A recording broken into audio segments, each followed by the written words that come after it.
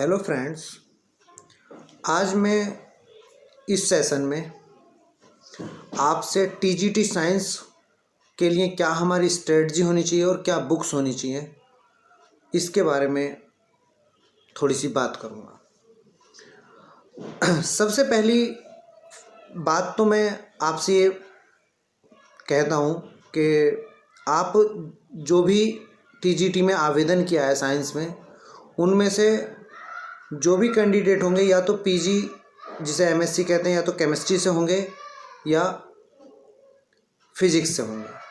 आप चाहे केमिस्ट्री में या फिजिक्स में, दोनों का पोर्शन टीजीटी साइंस के एग्ज़ाम में आधा आधा आएगा। मतलब 125 क्वेश्चन टोटल आने हैं, उसमें से 62, 63, 62 से 65 फिजिक्स केमिस्ट्री के होंगे, 62 से 65 फिजिक्स के होंगे। लगभग इक्वल पोर्शन होगा। तो अगर हम सपोज करो फिजिक्स से एमएससी हैं, तो हमारा जो 62 से 70 क्वेश्चन होंगे, ये 65 क्वेश्चन होंगे, इनमें से इजीली 50 क्वेश्चन को हम कवर करने में, 50 क्वेश्चन के अप्रोक्स करेक्ट करने में क्वेश्चन एग्जाम में इजीली हम फिजिक्स के थ्रू चले जाएंगे। अगर कोई केमिस्ट्री से एमएससी है तो उसे केमिस्ट्री थोड़ी इजी हो जाएगी, क्योंकि उसने पीजी में पढ़ी है। हालांकि अगर किसी ऐसा भी कोई कैंडिडेट हो सकता है जिसका पीजी ना हो, तो डरने की कोई बात नहीं है। बट मैं तो सिर्फ इतनी बात कह रहा हूँ, अगर कोई फिजिक्स में है तो वो थोड़ा सा ज़्यादा फोकस कर ले फिजिक्स पे। केमिस्ट्री का कैंडिडेट है तो केमिस्ट्री, जिसकी पीजी केमिस्ट्री में है, वो थोड़ा सा केमिस्ट्री में ज़्यादा कर ले, तो ईजीली स्कोरिंग हो जाएगा। और बात करते हैं हम लोग, अच्छी खासी वैकेंसी है, 1700 के अप्रोक्स वैकेंसी है। तो इन वैकेंसी में चाहे पेपर कितना भी इजी आ जाए, तो ऐसा तो नहीं है कि 90+ कट ऑफ जाने वाली है। देखो, एग्ज़ाम कैसा भी आए, ये बात फैक्ट है कि कट ऑफ वही 75-80 के अप्रोक्स जानी है। ठीक है, अब हमें ये स्ट्रेटजी बनानी है कि 80+ या 90 के अप्रोक्स हमें कट ऑफ कैसे लेके जानी है।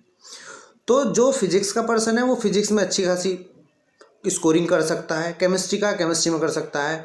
और अगर कोई सपोज करो फिजिक्स और केमिस्ट्री में नहीं है, तो ग्रेजुएशन में तो फिजिक्स और केमिस्ट्री दोनों पढ़ी हैं, इसमें कोई ऐसी प्रॉब्लम वाली बात नहीं है। आप दोनों को इक्वली लेके चलो, आराम से स्कोरिंग कर लोगे, कि आराम से 90 के अप्रोक्स मार्क्स ले आओगे। 90 पे सिलेक्शन आपको कोई नहीं रोक पाएगा। अगर 90 क्वेश्चन किसी के हैं तो आज आप मेरे से लिखित में ले लो कि मैं कह सकता हूँ उसका सिलेक्शन इजीली हो जाएगा, कोई प्रॉब्लम नहीं आने वाली। अब जो एक बात आती है कि कुछ लोगों को ये कह के डराया जाता है कि टीजीटी बहुत मुश्किल है, बहुत ज़्यादा डिफ़िकल्ट है। ऐसा कुछ नहीं है, बट आप कंटिन्यूसली उसके रेस्पेक्ट में तैयारी करते रहो और कंटिन्यूस रहो। प्रैक्टिस कंटिन्यू होनी चाहिए। इसमें ये नहीं होना चाहिए कि आज आपने 2 घंटे पढ़ लिया, कल को 3 घंटे पढ़ लिया और परसों को पता चला एक छुट्टी कर ली। नहीं, आप कंटिन्यू पढ़ो, 2-3 घंटे पढ़ जाओ, सफिशिएंट है, कोई प्रॉब्लम नहीं है। 6 मंथ या 7th मंथ मुझे लग रहा है अभी एग्ज़ाम नहीं होगा, जुलाई के अप्रोक्स, मई और जुलाई के अप्रोक्स एग्ज़ाम होगा, तो आपके पास 6 to 7-8 मंथ हैं। चलिए, अब ज़रा मैं थोड़ा सा बुक्स के बारे में बात कर लेता हूँ। देखिए, बेसिक्स आपके क्लियर होने सबसे ज़्यादा ज़रूरत है। अगर बेसिक्स क्लियर हैं तो बहुत सारे क्वेश्चन आप आराम से करके ले जाओगे। देखिए, इसमें क्या होगा, 125 में से 40 से 50 क्वेश्चन बहुत ईजी मिलेंगे, बिल्कुल बेसिक मिलेंगे। 40 नेक्स्ट वाले जो 40 क्वेश्चन होंगे वो मॉडरेट टाइप के होंगे, ना उसे आप डिफ़िकल्ट कहोगे और ना उन्हें आप इजी कहोगे। पढ़े हुआ पर्सन होगा इजीली कर लेगा, बिना पढ़ा पर्सन होगा वो इजीली नहीं कर पाएगा। उसके बाद वाले जो 40 क्वेश्चन हैं, इनमें थोड़ा सा डिफ़िकल्ट लेवल थोड़ा हाई होता है। अब उनमें जो 40 क्वेश्चन है, उनमें भी अगर आपने थोड़ा सा प्रैक्टिस की हुई है तो आप प्रैक्टिस से 20 के अप्रोक्स क्वेश्चन ले जाओगे। कहने का मतलब ये है, 100 के अप्रोक्स अगर आप एक सिस्टमेटिक वे से प्रिपरेशन करते हो, 100 के अप्रोक्स आप अपनी तैयारी को लेके जा सकते हो। कोई ऐसी इसमें प्रॉब्लम नहीं आने वाली। बस आपकी कंटिन्यूटी होनी चाहिए और अच्छे से क्या होना चाहिए, उसके एप्लीकेशन आपके साथ अप्लाई होनी चाहिए लाइफ में, जिससे आपको लॉन्ग टर्म याद रहे। बुक्स में मैं आपको बता देता हूँ कि आपको लुसेंट साइंस की, जीके नहीं, साइंस की बोल रहा हूँ, उसमें फिजिक्स केमिस्ट्री बायो होगा। आपको उसमें से साइंस वालों को केवल फिजिक्स और केमिस्ट्री पोर्शन पढ़ना है। सेम ऐसी प्रतियोगिता दर्पण आती है अतिरिक्त अंक करके, मैं अपने टेलीग्राम ग्रुप पे पोस्ट कर दूंगा उसका फ़ोटो, दोनों का, लुसेंट का भी आप वहाँ से देख लेना। दोनों ले लो और जितनी बार पढ़ लो आप एग्ज़ाम से पहले उतना कम है। मैं तो आपको ये अपनी तरफ से बोलूँगा कि कम से कम 3 से 4 बार मिनिमम कर लो आप उसे। जब 2 बार कर लोगे फिर आपको ऐसा लगेगा कि साइंस में कुछ नहीं है।